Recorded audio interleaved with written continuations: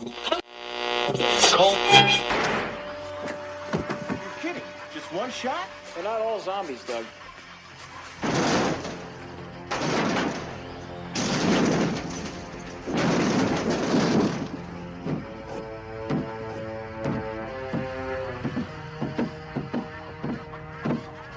How do you fight this thing?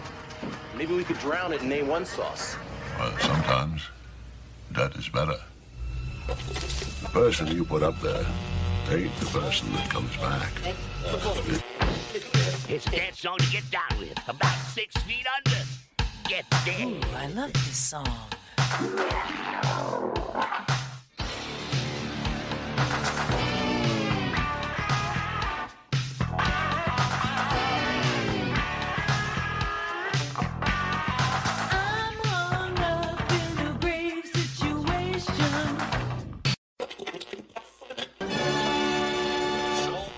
And now we come to the thrilling final episode of our radio drama. Hello and welcome to episode 191 of the Rotten Views podcast. Honestly, I can't remember if I said the right episode number for last week's episode of the podcast or not, so if I said the wrong number, I am sorry about that now. It's been a couple days since recording that episode. I'm feeling a little bit better, but still, it's still whatever the sickness is, if it's COVID. I feel like I'm past the COVID stage. Now I have the runny nose. The sore throat is going away. My ear was congested. I'm a work of art right now at this point in time. I'm just a masterpiece of disease and falling apart. It's good being back in Ontario where the weather's complete shit because, you know, we're calling for rain for like a week straight now.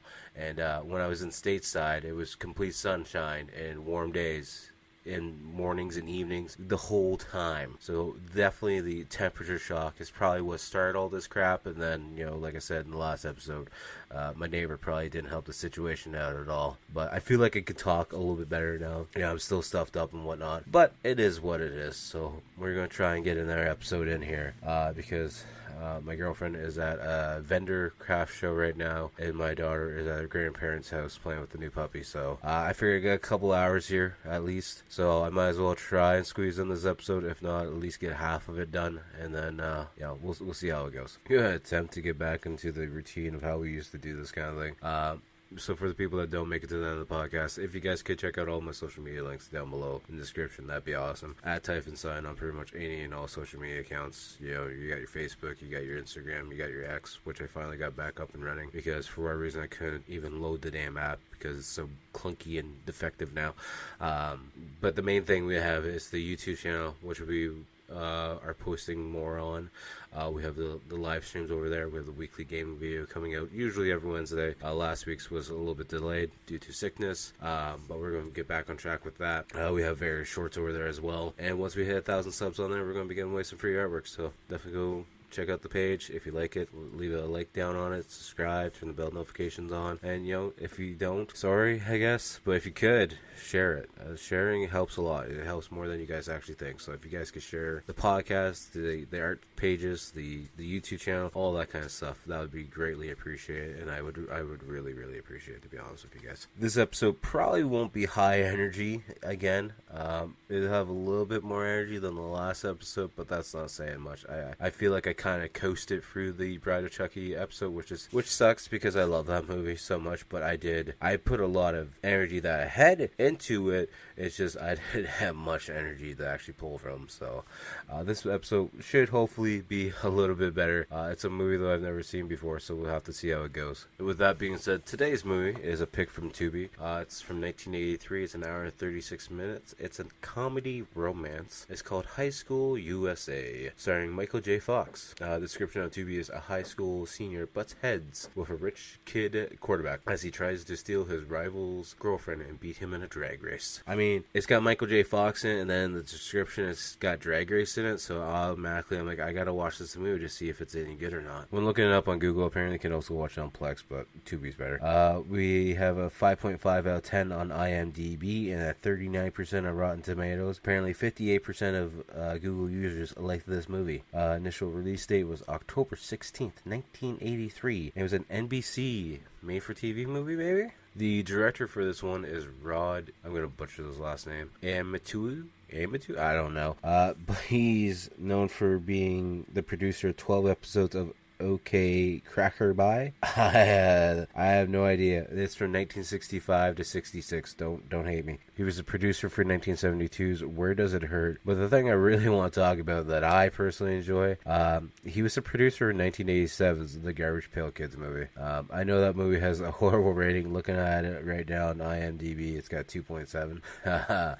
Yeah, it sucks, but I love Garbage Pail Kids, so that's a plus for me. This movie also has 2 writers credit. The first one we're going to talk about is Alan Eastonstock, who did 4 episodes as a producer for Angie from 1979. He did 18 episodes as a producer for Going Places from 1990 to 91. He was the producer for 16 episodes of Family Matters. I love that show. He also was in the additional crew section for 33 episodes of What's Happening from 1976 to 1978. And he was also the story editor for 24 episodes from 1976 to 1977 of Sanford and Son. Another great show. Oh, also, he was a creative consultant for 24 episodes of Married with Children. So he's got some pretty good creds. I mean, there's some shows there I really enjoyed. Another writer is Larry Mintz, or I should say the other writer is Larry Mintz, who also worked on 18 episodes from 1990 to 91 of Going Places. He also did 16 episodes from 1989 to 1990 of Family Matters. I feel like he's probably like a writing team with the other guy. He also did a movie called Tough Guys from 1986, where he was credited as Bank Rubber number 1.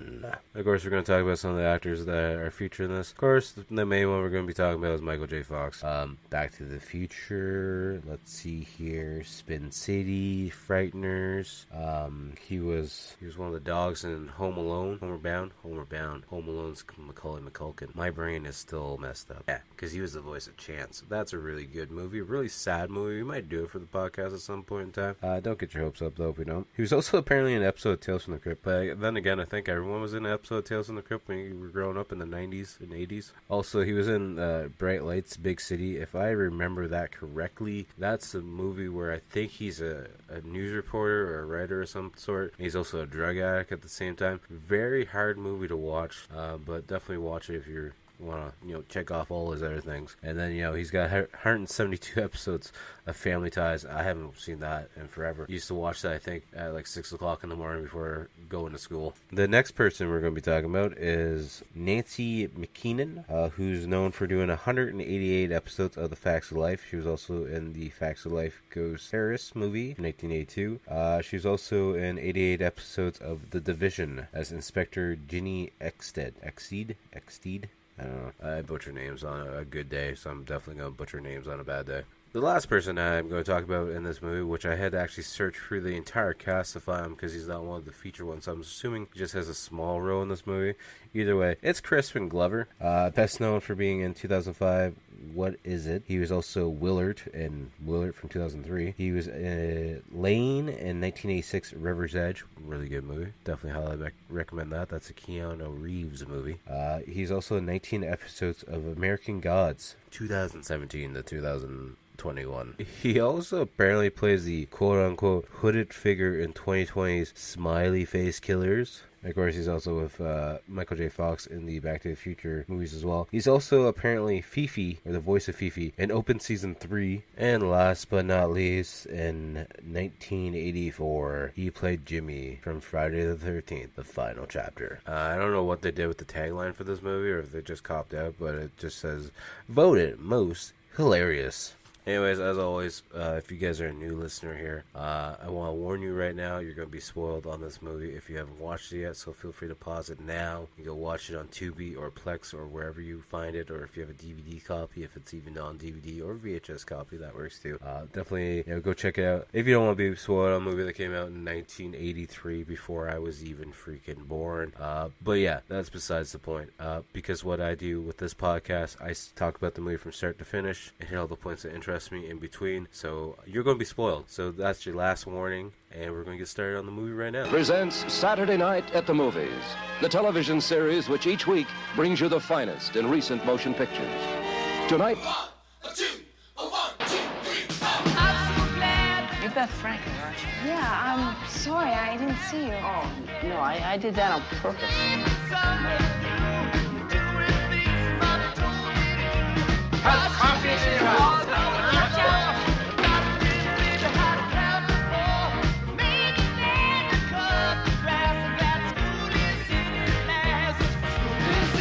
We go to Excelsior.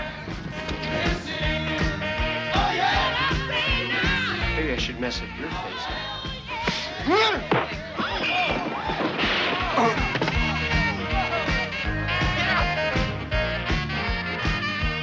He's a nice guy. What was I supposed to do, hang up on him?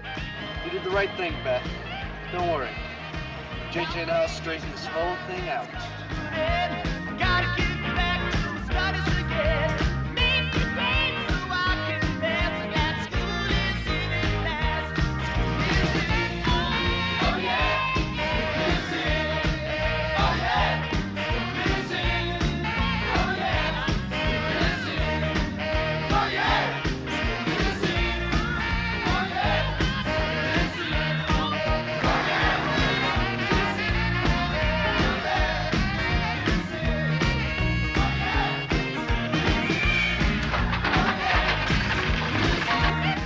Great-looking hip dudes, right? Yeah. We're cool.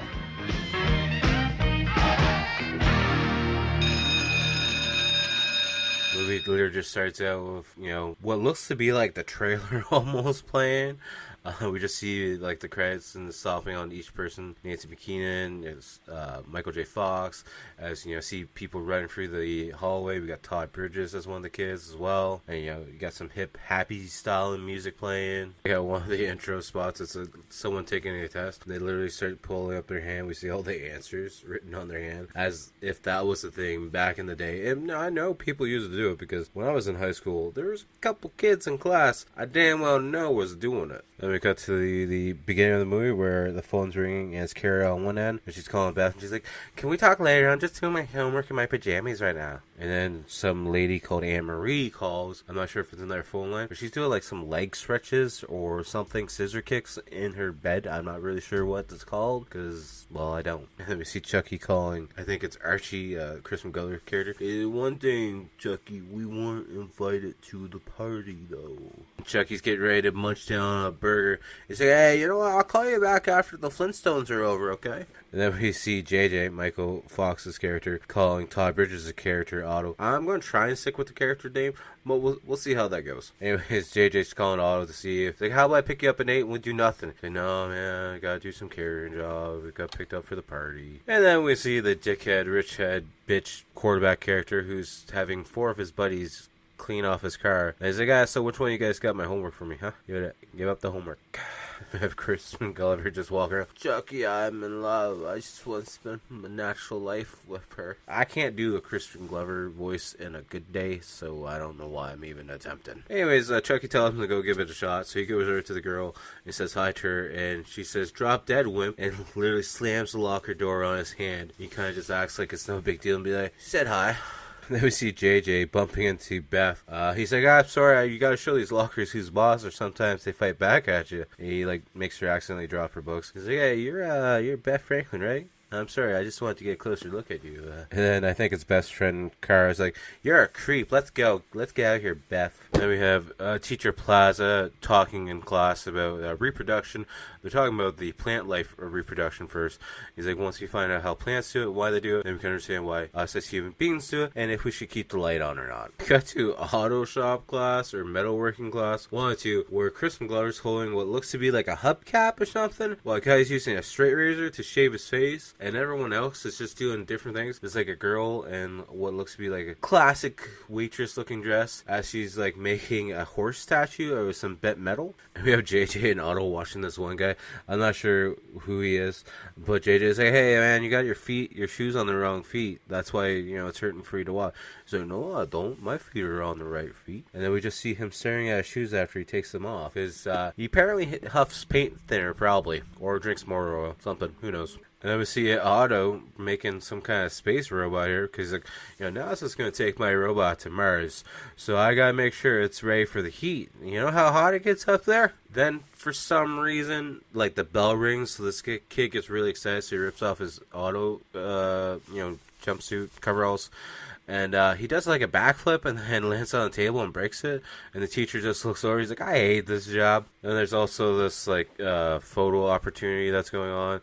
And the best photo that gets picked is getting put in the yearbook. And these two girls are talking about how they were going to get the best nature picture. And the one's like, he's like, it's going to be all natural. And she's like, no, I took my clothes off once for this guy at the movie theater.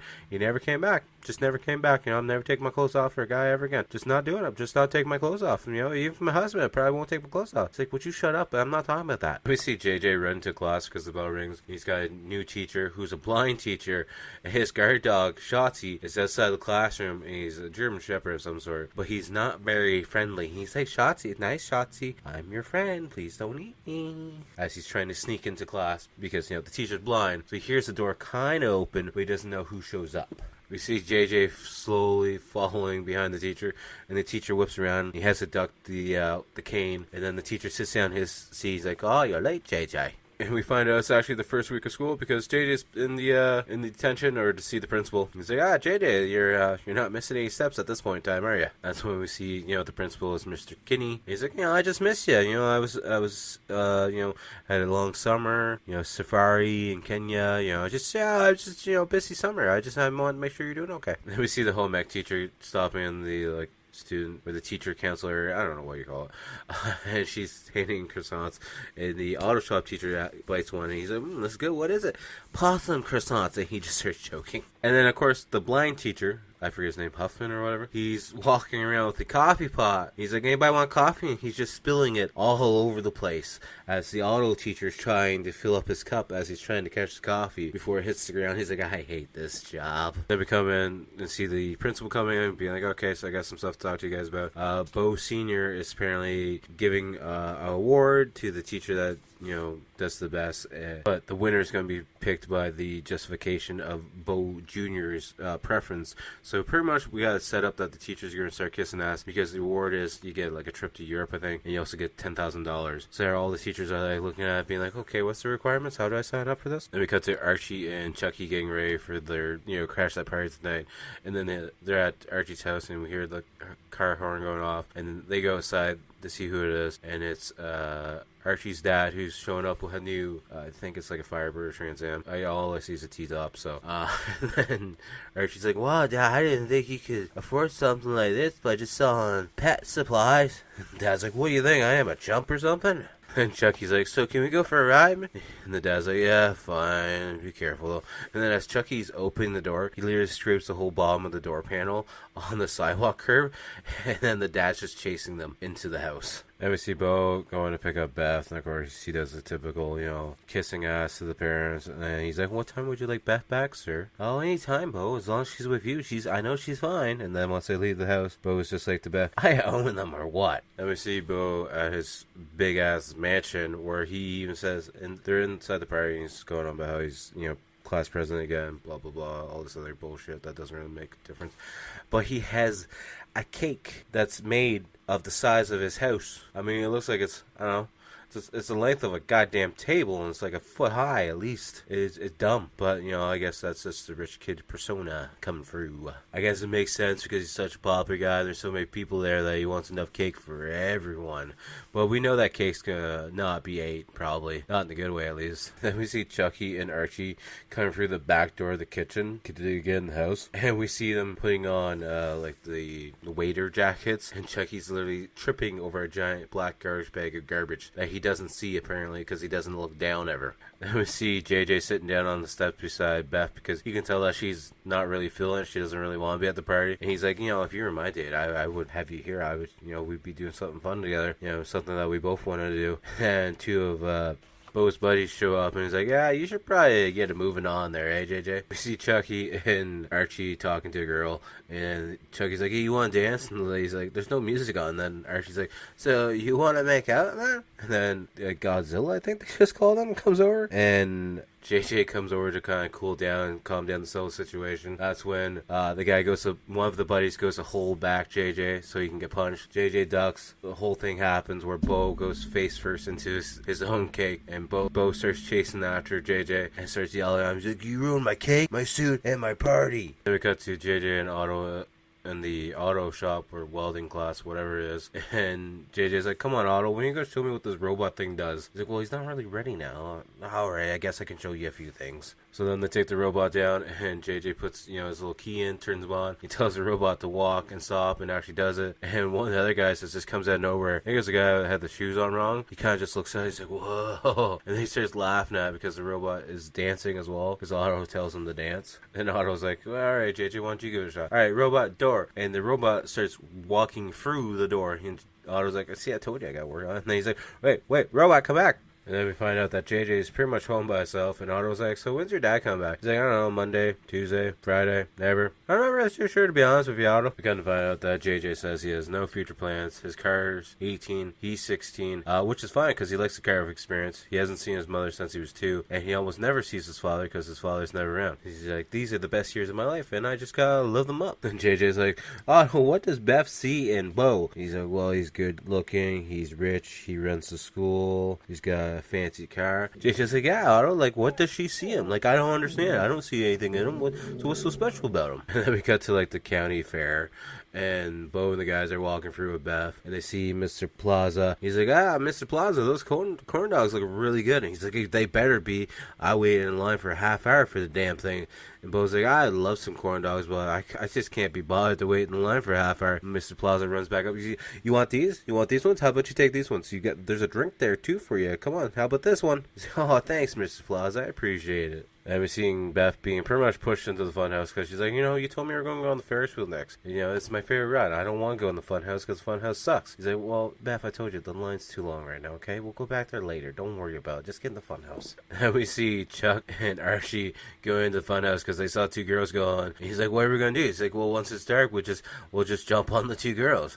And they get in, and Archie's like, "I can't see the girls. It's too dark in here. What's going on?" He's like, Chuck's just like, "Just sniff for the perfume." And we see Bo and his buddies ditching Beth at the fair because he's like, "The Ferris wheel's for wimps. I'm not going on it. So if you want to go on yourself, and I'll see you later." And that's when JJ swoops in to save the day. And she's like, No, I'm going to just skip it. The line's too long." He's like, No, wait. So he goes to talk to the guy running the ride. And he's like, Yeah, send her up. And then she's like, once again on the ride, "What'd you tell him, like, to get me on the ride?" He's like, "I just told him you had 3 weeks to live, just suck it up." So we see the Ferris wheel stop, and they're having this little intimate conversation between each other. And JJ's like me, he doesn't like crowds. He enjoys people, he just doesn't enjoy the crowd aspect of things. And we find out that this is his first county fair that he's ever been to. And apparently it's also Beth's first county fair as well, even though her favorite thing's been the Ferris wheel, but I guess maybe just from looking at it, I guess it was her favorite ride. I'm pretty sure they mentioned that it was her favorite ride before, but whatever. Let me see Beth on the phone with, I think it's Kara. She's like, "Why would you risk your relationship with Bo just to go on the Ferris wheel with JJ?" He's like, I wasn't risking anything. I was just going on the Ferris wheel. And then there's a call coming through, and it's a collect call, and Kara can hear too. And it's a collect call from JJ. Like, "Okay, Kara, I gotta go." Anyways, it's JJ calling to see if he can hang out with her or maybe go on a date. And she's like, "I can't. I'm Bo gave me this ring. I made a promise to Bo." And he's like, "Well, would it make any difference if I told you I had three months to live, huh? No? So he's like, "Fine, I'll just leave you alone then." And hangs up. And then he instantly calls right back. And then on the 3rd ring, she's like, "Now what?" And it's Bo on the other end in his car. He's like, "I'm upset, Beth, and when I'm upset, I like to drive." And then Bo's question is like, "Who were you on the phone with?" Like, Kara. He's like, "Wrong. I was just talking to Kara, and she said you were talking to JJ. It's okay. Don't worry. I'm going to go straighten this right out with him right now." Then we got to the janitor's closet where we're seeing Nadine. I forget the other girl's name. But she's using like a drill to drill a hole through. And she's like, "Look at this. It's the boys' locker room. Oh, it's so disgusting." Because their thought is to win the yearbook picture contest is to get a picture of Bo changing in the locker room. You see JJ showing up to the locker room. And then for whatever reason, Chucky and Archie are talking to, I believe it's the gym teacher who's shaving. He's like, "You a virgin?" Chucky asks. And he's like, "I got kids." And then Archie's like, my parents always wanted kids. Then out of nowhere, I think it's Chucky comes through in shorts and rollerblades, and the Bose guys, the Oxen's ass, or JJ calls them, they literally throw him through the hole, and the girls are like, oh, I think I'm gonna be sick. And then we see them doing some football practice, I guess, and Bo goes to throw the ball, and of course the only receiver wide open is JJ, so he catches the ball, and he has like 5 guys tackle him, and he's like, word of warning, stay away from Beth. Now it's lunchtime, and Beth sees JJ. He's like, what happened to your face? He's like, I appreciate your kindness, but it's going to get me killed. Please get away from me, please. And she's like, sit down. I'm going to clean your face. And she's cleaning his face, and Otto's like, all right, over there. Look over there. And that's when we see Bo and his guys in the lunch line just staring JJ and Beth down. We see Bo and his guys getting some prime steak from the cafeteria lady. And the whole prank is that they're putting it in the back of his backpack as he's going into the classroom where, I forget the teacher's name, the one that's blind, because obviously we're going to have the blind guard dog chasing JJ down through the hallways probably. And the teacher's like, yeah, I could really use the prize. I could visit my mama in Germany. I mean, Austria. I don't know where my accent's coming from. That's when then the teacher's like, oh, Shotzi, I'm sure you're hungry. Let's go home, get you a bite to eat. And JJ walks past Shotzi, and Shotzi just literally jumps and lunges at JJ and takes him down. And then we see JJ running through the hallway as he gets free from the dog. And the teacher's holding on to the dog, but the dog's just pulling him the whole way through the school. We see the teacher tumble through like a picnic area, and then we see the principal and one of the other teachers grabbing JJ and pulling him back, being like, alright, you're in trouble, JJ.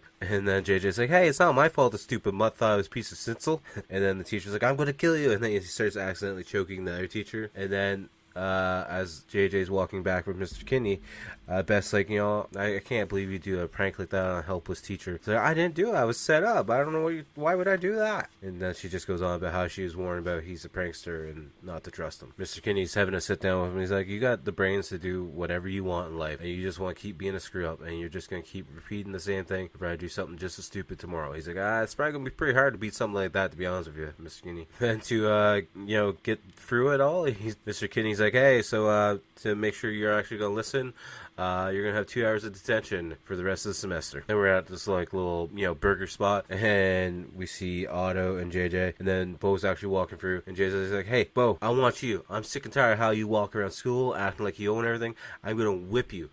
A week from today after the fall dance, me against you, drag race. Bo's like, are you crazy? You can't beat my car. He's like, $1,000 says I can whip your car. He's like, you can't get $1,000. What are you talking about? And as Bo's leaving, Bo pushes JJ on the table that Archie and Chucky and everyone are eating that, and JJ's like, so Arch, you owe me a favor, right? He's like, yeah, I do.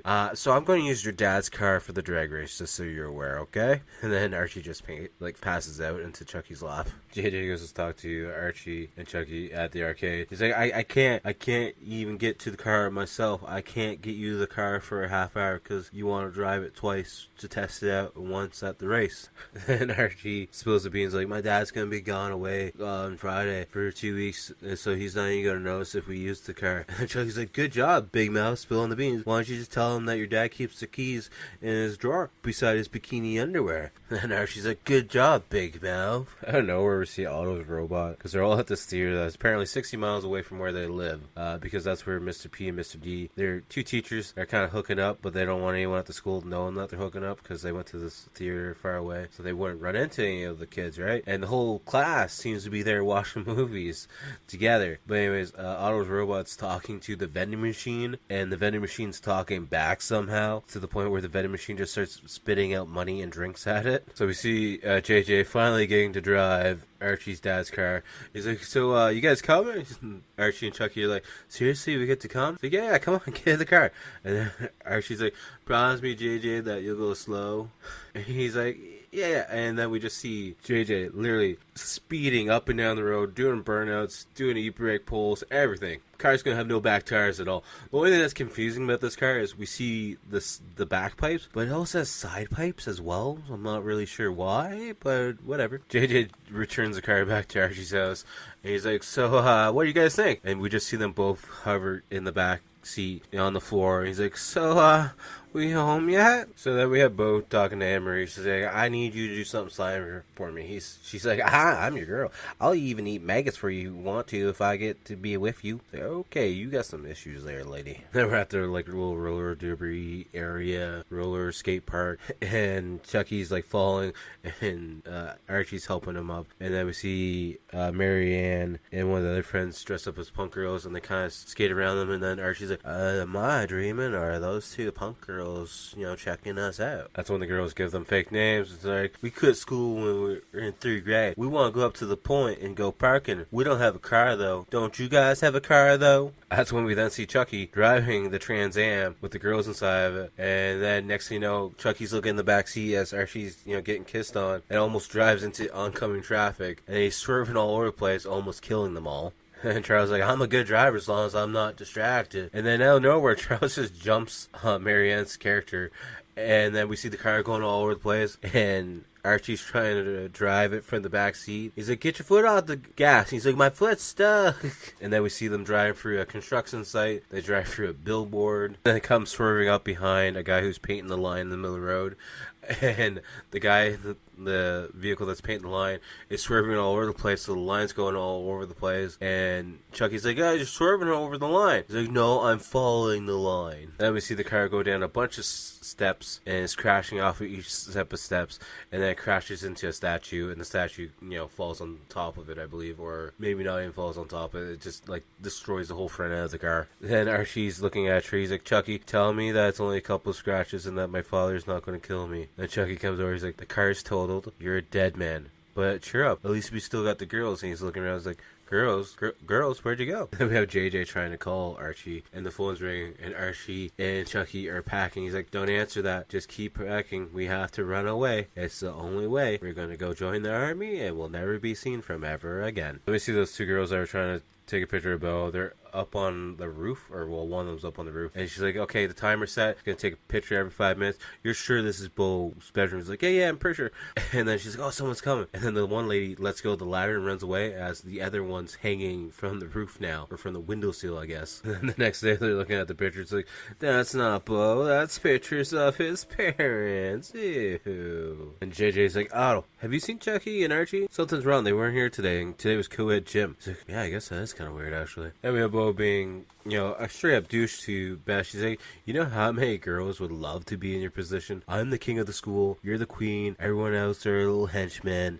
Last year you're nothing, you got pretty lucky because now you're my queen, so you should just deal with it, right? Bo's like, I take you to the best the best parties, best restaurants, you're in the A crowd. If I dumped you, you'd be a nothing. So just face it, Beth. You'd be a nothing without me. So just, let's just be happy together, okay? And we see Otto and JJ and the robot at Archie's house. And Otto's like, oh, no, they're not here. And JJ's like, no, they're here. I heard tripping and falling. They're definitely here. And then Otto's like, robot, window. And the robot just smashes the window. And JJ's like, crude, but effective. That's when JJ and Otto find Chucky and Archie having lunch inside the closet for some reason. And JJ's like to Archie, he's like, you didn't touch the car at all, right? You didn't just do anything? No, I swear, honestly, I didn't do anything to the car.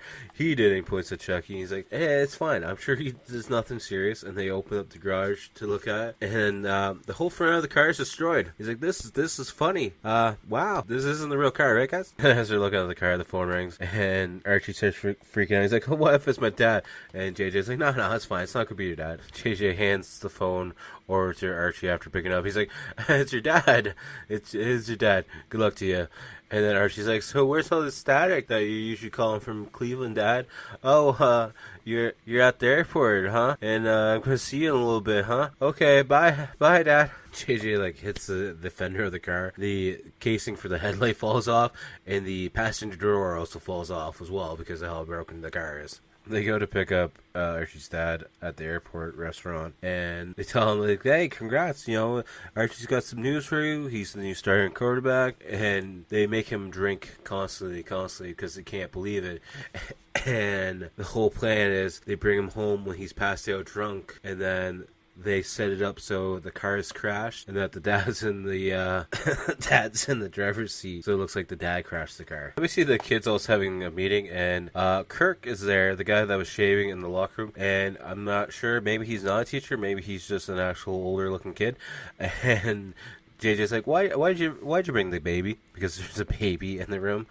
And Kirk's just like, it's my wife's bowling night. What do you want me to do about it? This whole meeting is JJ trying to prep the guys and boost their confidence. If they all work on JJ's car and improve it and make it like as strong as the Trans Am was, they'll be able to beat Bo, and that'll show Bo and the other guys that they're not to be messed with, essentially. And then Chucky starts speaking up to like boost the confidence. He's like, ever since I was a baby, I was clumsy, I was fat, I was a loser. You guys can speak up at any point in time if I say something that's wrong. And then Archie's just like, we will. Keep going. And it's like the next day, and Kurt's like, hey, my brother said we could use this place as long as we take care of the customers. And customer pulls up to the gas station because it's a gas pump and a garage. It's your typical, gas station maintenance area. And the car pulls up to the gas pump, and JJ walks over, hey, we're close, shoo, go. I was like, I want you to know this is the first time I actually worked on a car engine before, so it might not work out as planned. Like, the first thing we're going to need is a really big engine. He's like, don't worry, I got Bandini on it. Bandini, that's the guy with the stupid mixed up feet. He was really dumb. And he's driving a city bus because it's got a big engine inside of it. And we see them sit in the garage. Like, Otto's like, when's Bandini going to get here with that bus engine? And then just behind JJ, we hear the bus crashing through one of the walls. JJ's like, any minute now, probably. And then everyone's getting off the bus, and we see Mrs. D'Angelo's there as well.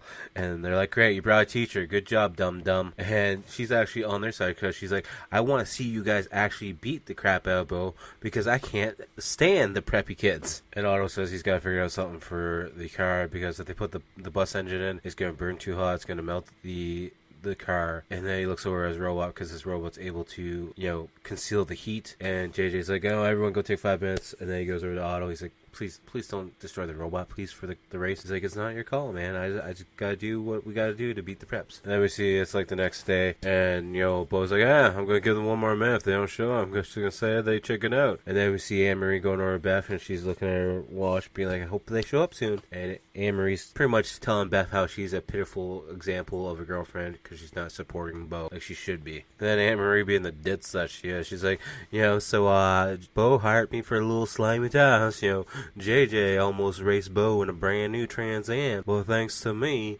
that Trans Am is destroyed. So, see JJ finally showing up in his weird contraption of a car that has hoses coming all over the place out of the engine. He's like, sorry, I'm late. I had to stop for gas 3 times just to get here. Then Beth comes over. She's like, I just want to come wish you luck with a good luck kiss. And he's like, thanks. Now getting ready for the drag race between JJ's car. I'm not even sure what it originally is, but it's going up against Bo's old school Porsche. And of course Bo cheats anyways because he already takes off before the guy even says go. And JJ even waits for the guy to say go. And then it's just a race down this weird windy dirt road. JJ of course is trying to be the nice guy and race properly while Bo is being the complete douche and trying to bump him every single time he gets a chance. We see JJ driving. He sees Bo's trying to take a shortcut. That's when he presses the red button that's on his dash, and it gives us like this giant engine sonic boom, and JJ just flies right to the finish line. Then we see they're using the $1,000 and they're all buying tuxes because they're going to this dance, and apparently it's on JJ, his little treat for them all to go to the dance together in matching tuxes. And then we see JJ's car engine is dead, so now he's hitchhiking to the school, and the one person that stops is Mr. Kinney. He's like, come on, get in, I'm going too. He's like, hey, it's you, what are you doing? And Mr. Kinney's like, I really hate racing, but I'm glad you made that turkey eat dirt because I can't stand them. Chucky shows up at the dance and he's like, hey, Bo, I didn't expect to see you here, tonight. I expect to see you tomorrow because of your car. He walks away, and then Bo's like, hey, go take care of him. And the 2 henchmen guys are like, you go do it yourself. Then we see JJ walking through the main door to get into the dance hall area, and everyone's just cheering him on, patting him on the back, happy to see him, hugging him, proud of him. He yells over the crowd to cut the music, and he's like, hey, King's dead. Last thing we need is another King, so let's just play another song and go on with the night, please. Chucky and Archie talking to 2 girls, and like, oh, you helped JJ soup up his car? He's like, oh, we didn't actually help him. We did the whole thing ourselves, to be honest with you. And Archie starts walking. He's like, okay, you don't want to be with us. It's okay. At least you didn't hit us. And the lady's like, we said yes. He's like, wait, you said yes? I'm not used to that. And Otto walks in, and Jay says, hey, Otto, how you been doing? I've been wondering about you, actually. He's like, I'm fine now. And he pulls up his little receiver. Robot, dance. And the robot comes through the curtain as well. And then Bo sees Beth. He's like, what's going on here? Why are you so late? You know, this is a dance. You're supposed to have a date on the dance. And Beth's like, I'm breaking up with you. I'm not here with you on the dance. And Beth gives him back the ring, and Bo's like, you're getting on my patience here. Now, will you shut up and go get me some punch? And that's when Beth, puts the ring inside of his mouth. Marianne seems to be with Bo now. And then Bo's like, oh, look, honey, Otto brought a date. And Bo's like, oh, what did you do? Bring a trash compactor? And the robot actually pulls down and pants Bo as he's walking away. And they get a picture of him, in his little boxers. And everyone starts laughing about it. And the movie ends on that note. I mean, it was a pretty decent movie. There wasn't a whole bunch of romance in it, which I enjoy. I'm not a big romance movie watcher. I do like the cast. You can't go wrong with Kristen Glover and Michael J. Fox, in my opinion. I wish there was a little bit more of the drag racing and racing aspect to it. I wish they kind of picked a cooler car for Michael J. Fox to race in. The Trans Am was cool for a while there. And the robot, that was that nice little twist, that Otto being like the really smart guy, he can make his own robot and stuff like that. I thought that was a nice twist as well. On the rotten scale, out of 10, I'm going to give this one a solid 6. It's a fun movie. It's enjoyable. It's one of those, high school set movies, which is always pretty enjoyable. So, definitely, check it out at least once if you're a Michael J. Fox fan and a Kristen Glover fan, because I don't know why he's not higher up on the casting on IMDb, but he's in the movie for a fair amount of time. Brings us to a point in time where we got to pick what we're going to be watching next week. This one's going to be another one off of Tubi. It's from 1980. It's a horror sci-fi for an hour and 19 minutes. We are watching Humanoids from the Deep. Don't think I've watched this one fully to the end. I don't know why. I've never seen it on TV a couple times, but I don't think I ever really fully paid attention to it. So this could be probably a first-time watch. We'll have to see. I've seen a lot of movies over my years, so I forget a lot of things.